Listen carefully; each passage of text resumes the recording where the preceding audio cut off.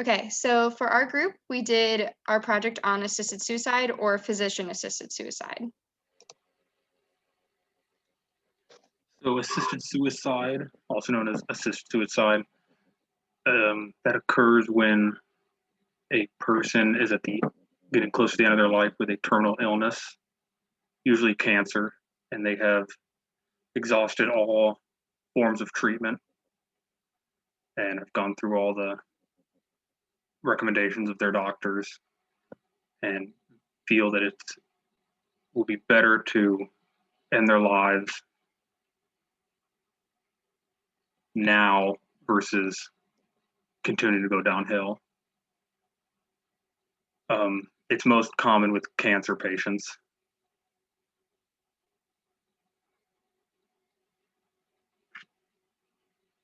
Can we go to the next slide?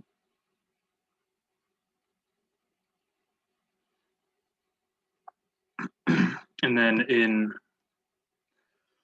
the way it happens in most states that has it legalized, mostly we looked at Oregon has it legalized. They have to ask their doctor twice to go through with assisted suicide, and then have a written document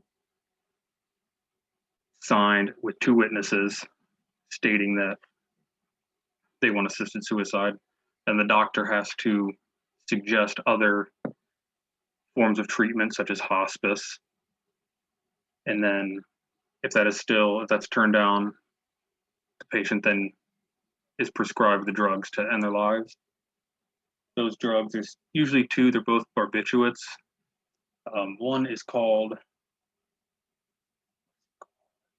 Seconal, which is bitter, and these you have to crush up pills or empty capsules to get the right dosage and mix it with pudding or a drink.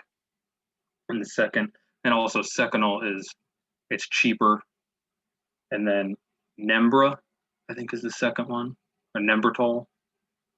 That one is much more expensive, but it's just an injection or pills that is given to the patient. Once the drug is administered, either through eating it or injecting, in about 10 to 15 minutes, the patient slips into a coma. And then it can take up to 30 minutes to 48 hours for them to be pronounced dead, with a nurse checking every 10, 15 minutes. And most of the time, the doctor is not the one, or it's never the doctor that gives the life-ending drugs in Oregon. And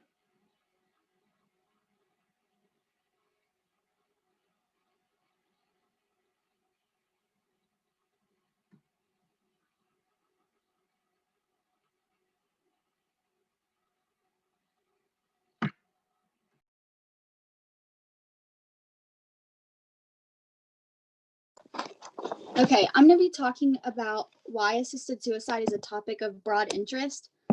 So to start, advocates of assisted suicide laws believe that mentally competent people who are suffering and have no chance of long-term survival should have the right to die if and when they choose. They also argue that if people have the option of either accepting or denying life-saving treatment, they should also have the option of choosing to end their own lives. And on the other hand, opponents of assisted suicide say that such laws devalue human life. They take the stance that illnesses are often wrongly diagnosed and someone may choose to end their life without proper knowledge of their condition. And they argue that seriously ill people often suffer from depression or other mental illnesses that can impair their ability to make an informed judgment. People who oppose physician-assisted suicide think that a better solution might be to treat depression or other mental illnesses first, and they think that once they treat that, the person's choice to end their lives might be changed. You can go to the next slide. So now we'll look at some statistics regarding assisted suicide. To begin, we should note that in 2017, more than 13,000 patients died through methods of assisted suicide in countries where the practice is permitted. If you look at the graph on the left, it will show you how the use of assisted suicide in the United States compared to other countries, such as the Netherlands, Belgium, and Switzerland. As you can see, the number of assisted suicide deaths in the United States is extremely lower than the other countries. And this can be explained partly because assisted suicide in the United States is determined on a state-by-state basis rather than by the federal government. So only a small percentage of states currently have legalized physician-assisted suicide. And likewise, the rates being compared may be affected by like varying procedural rules on how the drugs are administered and their effects. The most common difference between the United States, which is the lowest on the graph, and the Netherlands, which is the highest on the graph, is that the states within the US that allow assisted suicide have procedural rules that exclude those who are not terminally ill, and the Netherlands do not have the as strict procedural rules, which would explain why their percentage of assisted deaths would be higher than in the United States. You can go to the next slide. And it's important to note that in 1997, the Supreme Court ruled that state laws banning physician-assisted suicide do not violate the Constitution, and the decisions regarding assisted suicide are left up to each state, like I had said before. Currently, 9 US states offer legal physician-assisted suicide. 7 of these states, California, Colorado, Oregon, Vermont, Maine, New Jersey, and Washington, have issued reports on the state's physician-assisted suicide programs. Washington, D.C. can also be counted within that 7. And then Hawaii and Montana, they have legal physician-assisted suicide, but they do not have issued reports. So with this being said, each state has the ability to track and report results differently, making comparisons between the states pretty difficult, and also between the countries because sometimes numbers aren't accurate. The chart on the right explains just the demographics of people who participated in physician-assisted suicide between 1998 and 2017. It shows that over 4,000 prescriptions were written for assisted suicide drugs since 1998, and 66% of patients used the drugs to end their lives. Of these people, nearly 95% of them were white and were between the ages of 69 and 89.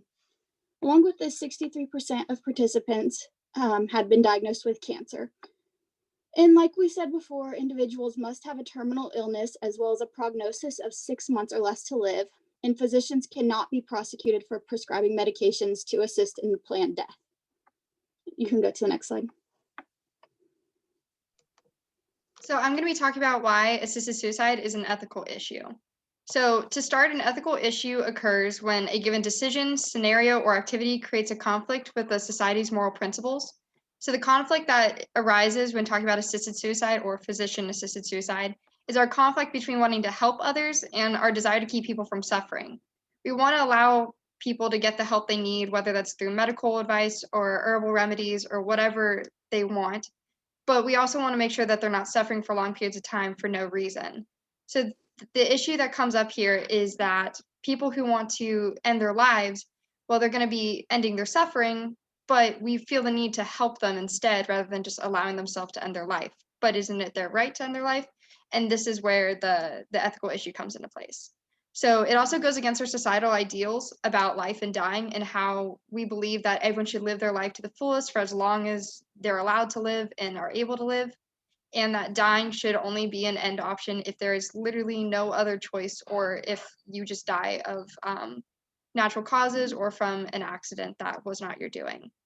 Another issue that comes up is that most of the debates on assisted suicide are done on a case-by-case basis, and it's typically for people with cancer issues or people with debilitating diseases that are lifelong, such as ALS.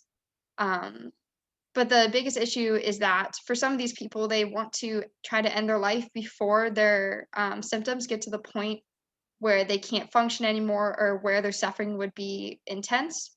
And this is where it could become an issue for those who are even for assisted suicide. So next, I'm going to be talking about Kantianism and how that view plays into assisted suicide. So Kant does not ever explicitly mention assisted suicide or physician-assisted suicide, but he does talk about just suicide in general.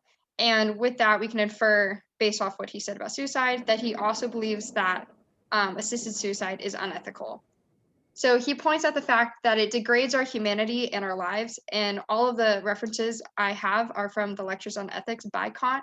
So the following quote says this: "Man can only dispose of things. Beasts are things in this sense, but man is not a thing, not a beast. If he disposes of himself, he treats his value as that of a beast. He who so behaves, who has no respect for human behavior, makes a thing of himself."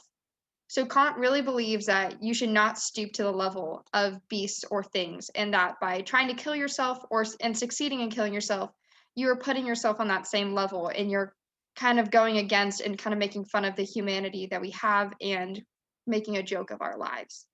Also, he believes that by killing someone, whether that's yourself or others, you take away their ability to do moral acts, which takes away their ability to do their duties, which is a big thing for Kant, is completing your duties and your duty to the world. Also, you have a right to your own body, so what you do to yourself is your own prerogative, but your life is something that you have no right to end. So the following quote explains that very well, and it's also from Lectures on Ethics. So it says, "To live is not a necessity, but to live honorably while life lasts is a necessity. We can at all times go on living and doing our duty towards ourselves without having to do violence to ourselves. But he who is prepared to take his own life is no longer worthy to live at all. The pragmatic ground of impulse to live is happiness. Can I then take my own life because I cannot live happily? No. It is not necessary that whilst I live, I should live happily, but it is necessary that so long as I live, I should live honorably." So what this quote's saying is that you have a right to do what you want in your life as long as it carries on your need to complete your duty, but you should not be allowed to end your life because you're sad or you don't have anything in your mind to live for anymore, because that would be taking away your honor of your life, and he believes that honor is a big thing when it comes to living. And then also, that was a secular point of view for him of just what he believes, but he also presents something in Lectures on Ethics from the religious point of view, specifically Christianity. And even when looking at religion, he still believes that assisted suicide and suicide in general is unethical. He says that it's against God's plan because we are put here by God to do our duties and that he has given us. And it is wrong to end our life as we are not our own owners, and we shall not leave the world until our duties are done and the Lord commands it. So this next quote is a little long, but I think it does a great job of explaining just that. And once again, it's from Lectures on Ethics. So the quote is, "But as soon as we examine suicide from the standpoint of religion, we immediately see it in its true light. We have been placed in this world under certain conditions and for specific purposes.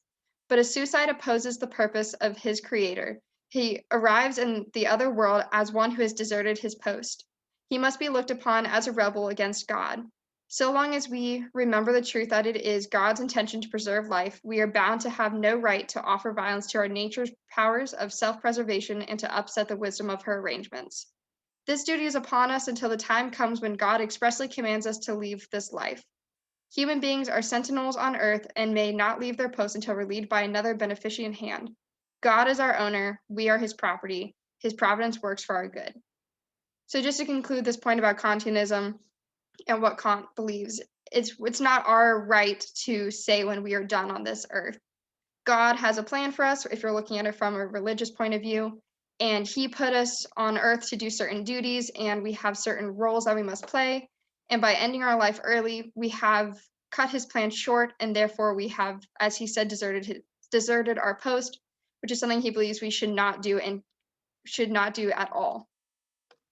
Next, we'll be talking about utilitarianism with assisted suicide.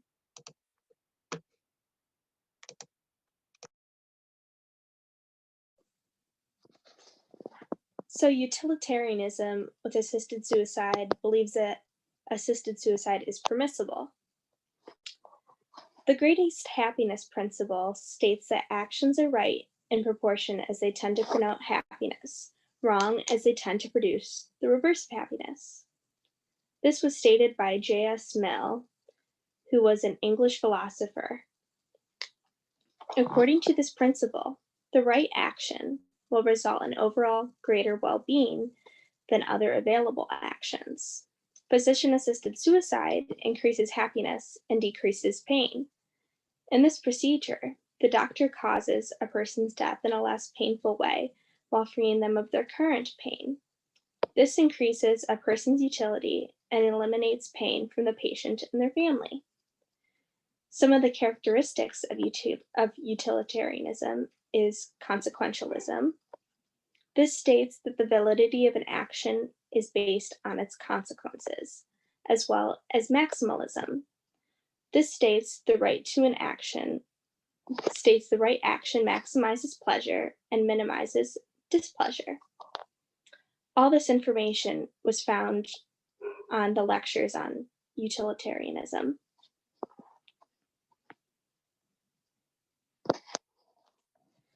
So for this, I decided to do a real-world analysis based on a real-world example to help understand and evaluate on why utilitarianism says that physician-assisted suicide is okay. In this example, a man was just diagnosed with cancer and given 6 months to live. With his wife and 2 young children, their financial situation is tight as it is. Medical bills are adding up and he is unable to work. Their household income is now less than half of what it was. He doesn't want to leave his family in a bad situation and doesn't want his children to watch him suffer. Therefore, he opts for a physician-assisted death. Given this information, why would utilitarianism consider this valid? Under the greatest happiness principle, this case would be valid. Not only would it be increasing his happiness by taking away his pain from cancer and the burden of medical bills, he's also not going to have a painful death, which is going to increase his utility that way. As well as I would like to argue it's going to increase the utility of his family because they're not going to have that financial burden. They're already going to have a financial burden because their income was just cut in half. So it would be taking off the stress of having to pay for all those extra medical bills. In addition, consequentialism states the case is valid. The consequences of physician-assisted death are his pain from him being taken away from his family, and that his family doesn't have as many medical bills. So this is valid under consequentialism. Essentially, in the situation, he's going to be in pain. He has cancer. So from taking away those bad consequences, it will be valid under consequentialism. Finally, maximalism.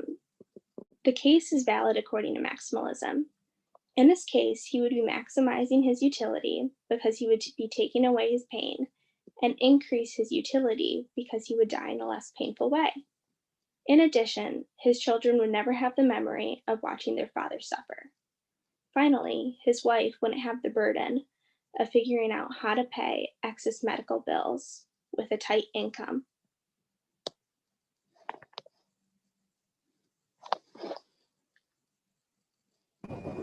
Okay, so I would offer a brief introduction about the cultural relativism about like this perspective towards the city suicide. Cultural relativism suggested the point that different cultures have different moral code, and a person's beliefs, values, and practices should be understood based on that person's own culture, instead of being judged based on our own criteria.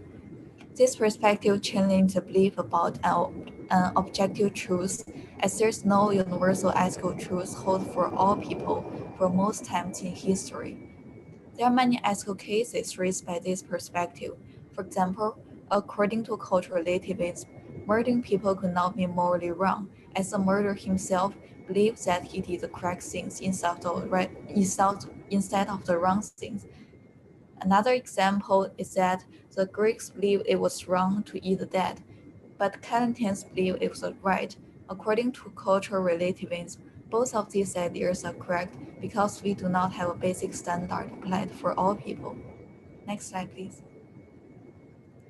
If we apply this ideology to a city suicide, we would have a conclusion that a city suicide is morally acceptable. A person who already has a thought of suicide should not be considered as an irrational thinker or labeled crazy.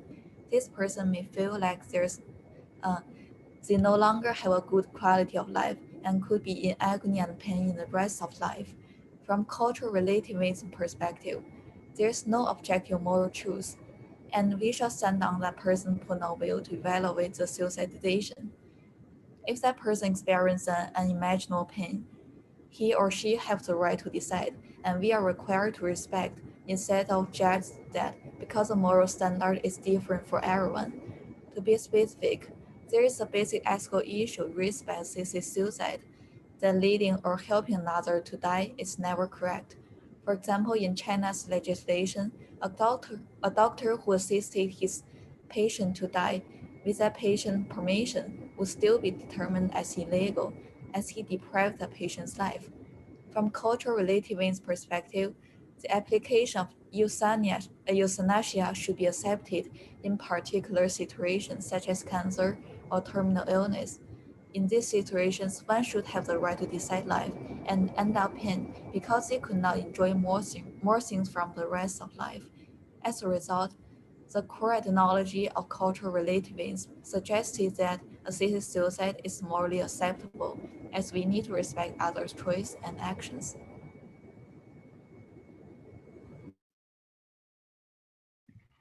Okay, so with the two articles that we read, Callahan and Brock, we'll see a recurring theme of self-determination over well-being. And with Callahan, he starts his argument by stating that the individual has the right to self-determination and that a social worker should do their best to foster this self-determination. But the social worker should also be prioritizing client well-being. So if an individual is self-determined to end their own life, there's a conflict of interest within the social worker. And he then continues about the limits of self-determination and their environmental limits, such that in one of the studies he references, they state 9/10 illusion and 1/10 reality is people's self-determination. So most of the time, people don't actually know what they want. They're limited by their lack of ego strength or the lack of alternative options they're provided. And it's not always that they make bad decisions, but they're influenced by their genetics, their environment, and their past experiences. There's also legal limitations of self-determination, such as competence. And basically, if an elderly person with cancer is able to claim that a refusal of treatment may lead to a faster death, then they are considered competent. And you'll see that this isn't really a hard task to do, and that with people with depression, they can pass this easily, even though they may not be making sane decisions. And if someone is considered incompetent, there can be a proxy decision maker, which can take place of the incompetent patient. But doing what's in the client's best interest is what's the priority of this proxy decision maker, not what they think is the best. So Callahan also talks about paternalism versus autonomy, where autonomy is the right to self-govern, and it's pretty much the same thing as self-determination. Paternalism is a policy or practice on the part of people in positions of authority, in this case it would be social workers, of restricting freedom and responsibilities of those subordinate to them and their subordinates' supposed best interest. So basically, the social worker should be taking care of the patient if it is in their best interest. And you can go to the next slide. And with Callahan, he says that autonomy trumps paternalism in most cases when violence and harm are present. So the right to decide whether you should be allowed to have assisted suicide is more important than the social worker's responsibility to take care of the patient. He also references many studies in which the conclusion can be that those who are suicidal are almost always affected by illnesses like depression. And as previously stated, those with depression can pass the competence test easily, but they might not be making sane decisions. So this is a drawback to the autonomy argument. However, this is why Callahan states that we should make it as hard as possible to get an assisted suicide to ensure that the patient is making a rational decision. There's also more drawbacks to Callahan's argument about contagion and destigmatization. Contagion is where if you are surrounded by suicide, like you see it in the news, or your family members have committed suicide, you're at a higher risk of committing it yourself. And the same goes with destigmatization, where when you are surrounded by suicide, you feel like it's more normal and it will be easier to carry out if you become suicidal later in life. So Callahan's conclusion with his argument is that because depression is not an illness in which the patient is incompetent, they can easily pass a test and request help in suicide. Also, it's extremely rare that someone will want to commit suicide if they're not mentally ill. That's why Callahan thinks that it should be as difficult as possible to make sure that people can't commit suicide if they're not mentally sane. You can go to the next slide. So with Brock's argument, he states that he uses consequentialism a lot as the basis for his moral argument. So in reading through it, you'll see that he always evaluates moral compass through the consequences of it. And as an opposite of Callahan, Brock values self-determination over client well-being. He states that the client has the right to refuse any medication and choose an alternative. One of these alternatives could be euthanasia or killing yourself, basically. He uses consequentialism to describe good consequences of euthanasia, and of these are respecting self-determination. They benefit a large group, as polls show that the majority of people are pro-euthanasia. Euthanasia may be the only relief from pain that some people are suffering from, and that once death has been accepted, it is more humane to end a life quickly instead of prolonging a life that someone may not want to live. He states that relief of pain and suffering is the main purpose of medicine, and that there are many cases in which there's no accessible medicine that can relieve someone's pain. Because of this, Brock believes it strengthens the argument for euthanasia because it is a relief of pain and suffering. He believes that suicide has unwarranted social disapproval and that a physician's involvement can help remove this stigma. You can go to the next slide. So these are bad consequences, and these are Brock's rebuttals to them. So a lot of people believe that allowing physicians to kill undermines the moral center of medicine. Brock counters this point by stating that two elements that are core of the moral center of medicine is respecting the client's self-determination and promoting well-being. He states that what is not at the center of this moral compass is preserving a patient's life regardless of what they want. Another counter-argument is that if euthanasia is a cheaper alternative to effective healthcare, then there would be less of a commitment to promoting well-being.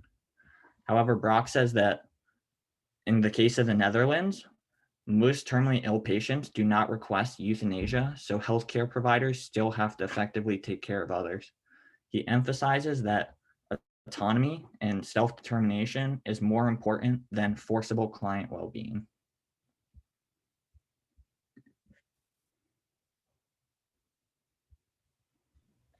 Okay, so I looked at the documentary by Terry Pratchett, which takes a more real-world approach.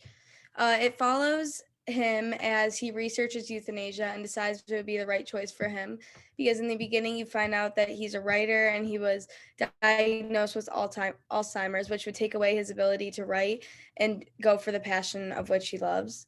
Throughout the documentary, you look at the thoughts of the patients. So he studies how they feel going into it, how they came to the decision, and all of the life events that shape them, the thoughts of their family and how they feel about them, and even shows a family as someone is put to death. And then it looks at the actual practice and how it's done. And then it examines some of the worries that come with euthanasia. You could go to the next one. Okay. So it looks closely at why they chose this, because he also wants to know why someone would want to do this. And it's striking when you first hear that someone wants to put themselves through that. And from watching, I took away that they're no longer able to complete their passion. So for Terry Pratchett, he no longer would be able to write, and that is his life. That's what his life has been revolved around. So to him, losing that would be so hard that there wouldn't be a point in living anymore, and he would want to just end it. And he doesn't, part of what he says too is that he doesn't want to lose himself, which is one of the points, is he does, like, to the point of Alzheimer's where he doesn't even know where he is. And then they're in physical distress, so the pain is just overwhelming. That's shown in Andrew Colgan's when they follow him, because he has multiple sclerosis and he's in so much pain. They want to take the burden off their family, so don't make them make the choice, which is kind of what Peter Smedley follows. He has the motor neuron disease. He also doesn't want to lose himself and forget like who he is. And then the other point is they do not want to become worse and die unhappy. They want to die at a point of which they've found happiness in their life and they're satisfied in all that they've completed. And then a few worries still came from the documentary. In the beginning, Pratchett's having a discussion with his assistant, and his assistant, who was very against the topic. They asked, could this acceptance of the practice lead to mass killing of the vulnerable? Like, will it become so accepted that people can't, that they're like, it's just so overly accepted? Another worry would be, how do you gain complete consent to the practice? Like, how do you really know that someone's for sure? And then another one would be, how would one decide if the patient is dying from weakness of the mind or physical pain? If it's really just depression and it's not because of their disease rather than their mental state. And then finally, Pratchett decides at the end, he's left unsure if he could do it because he was more confident before going through all of this. And he's left unsure if he can complete his act based on his mental strength and that he's only in the early stages. He doesn't know if he's ready to go so soon, especially after seeing the practice.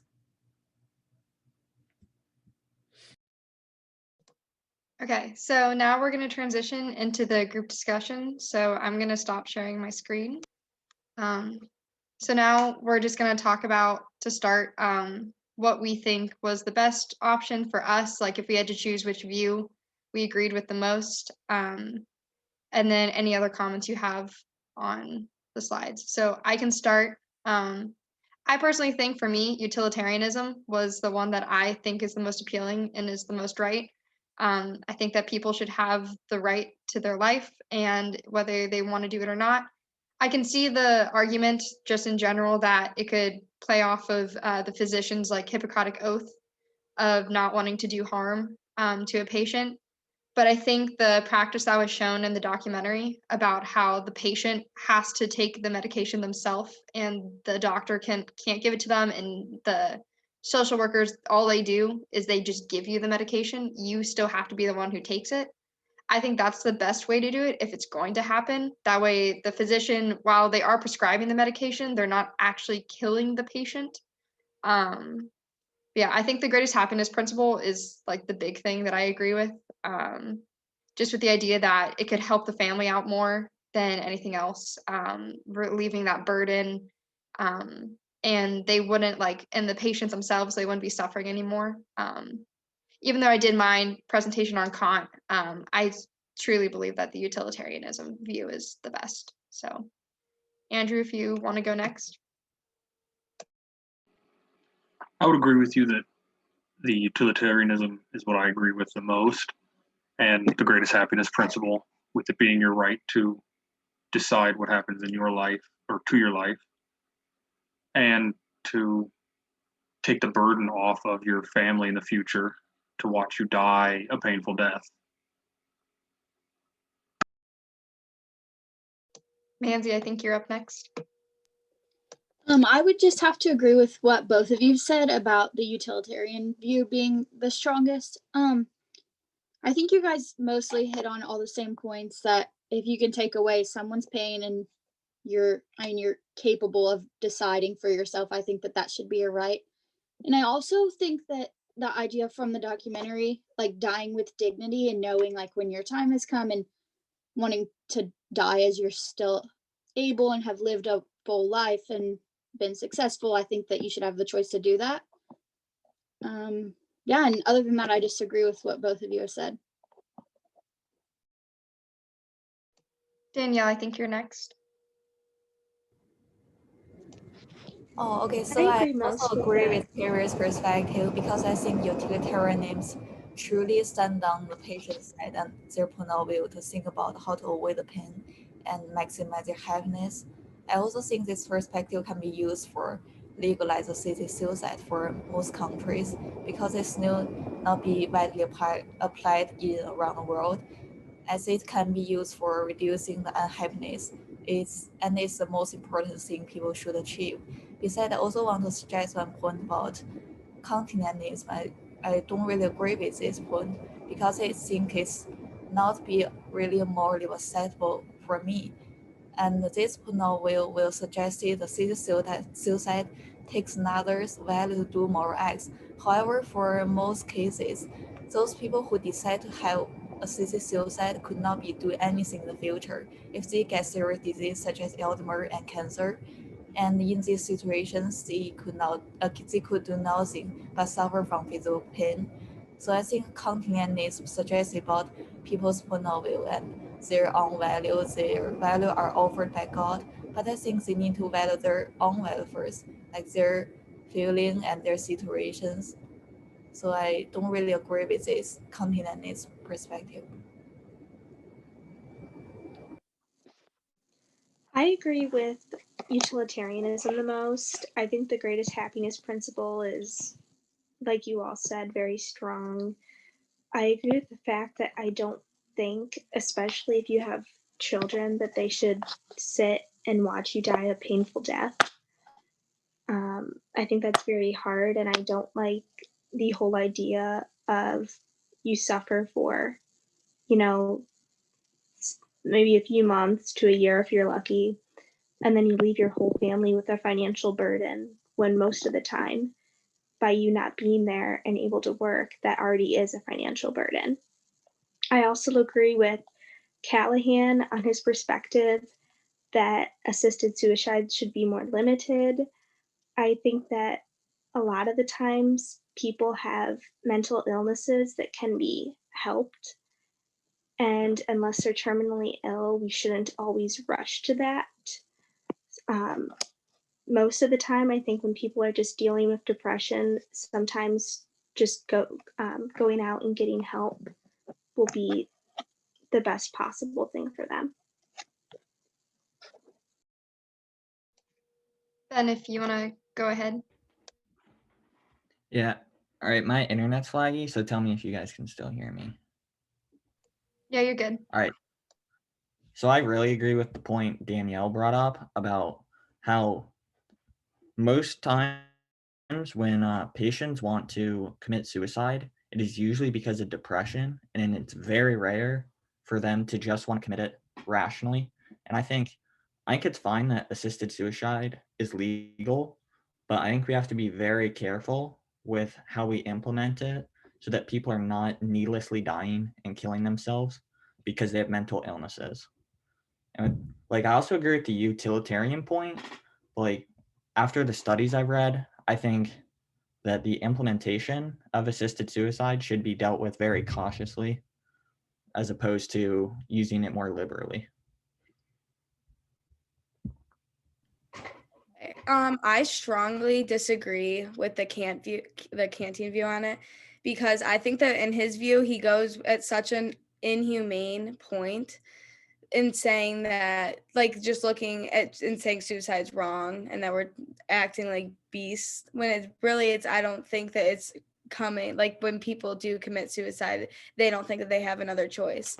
I also want to hit on Danielle's point, because in the documentary, one of the patients that he looked at was Andrew Colgan, and he had tried to commit suicide multiple times before this and failed.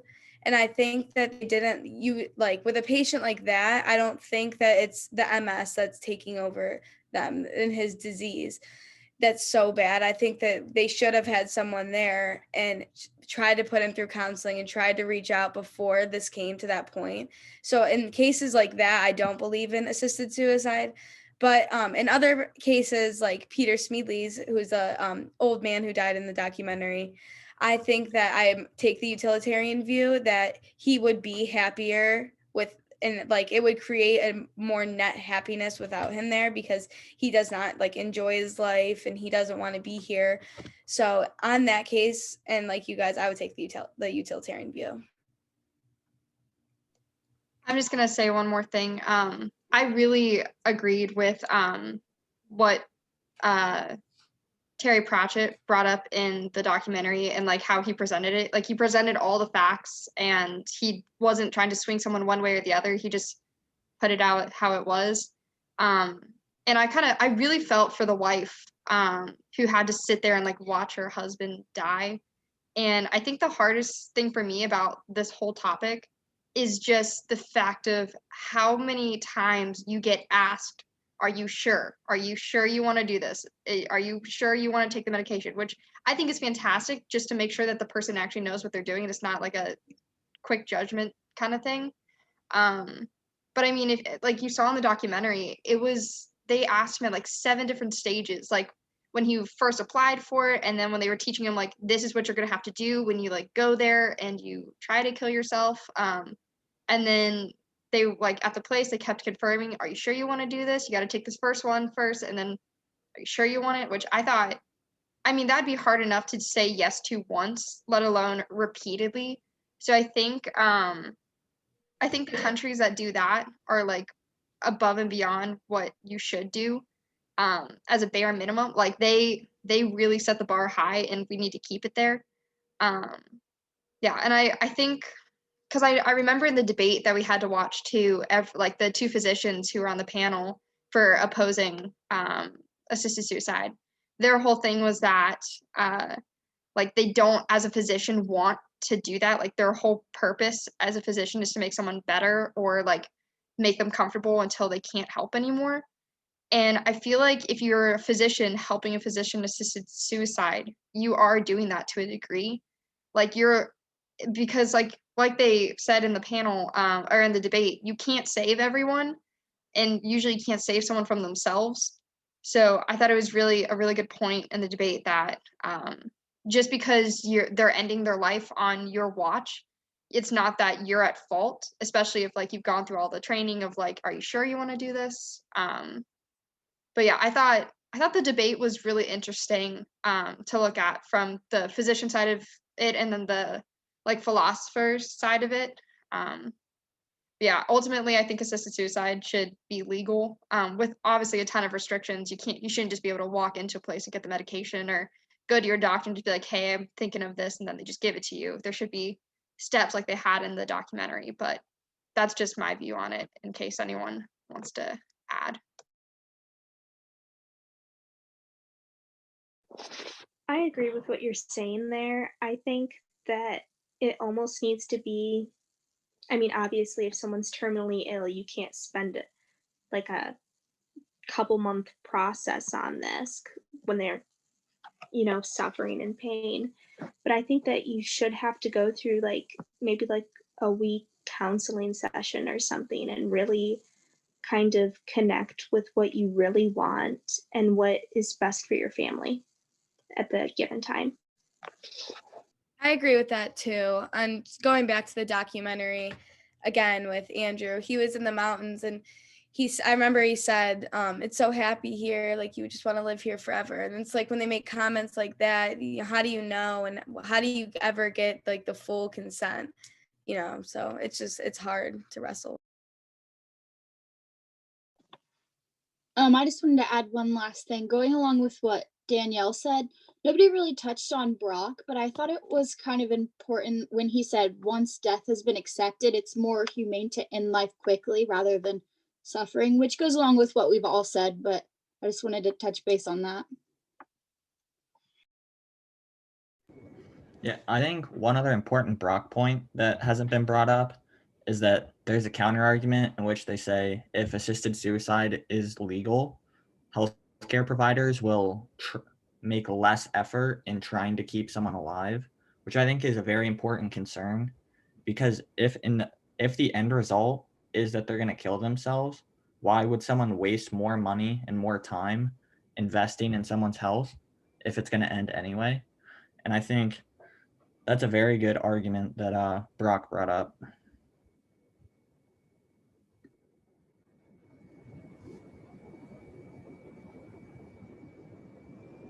There's one more concern I worry about and I want to add up at the end of this presentation. So like we can see there in the documentary that wife watched her husband die, and I think she could also get stressful and have some mental state, like mental disorders, and she also needs someone to help her because she just sees someone really important for her to die.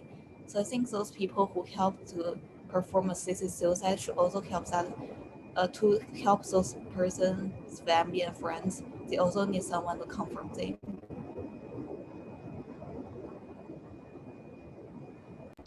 Yeah, I completely agree with all of the points, especially the point about Brock. But does anyone have any final comments or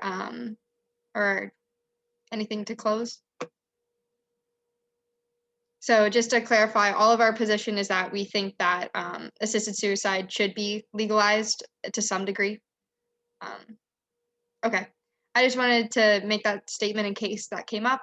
But yeah, so with that said, I think our presentation is good to go. Thanks to everyone for hopping on, and have a great rest of your semester.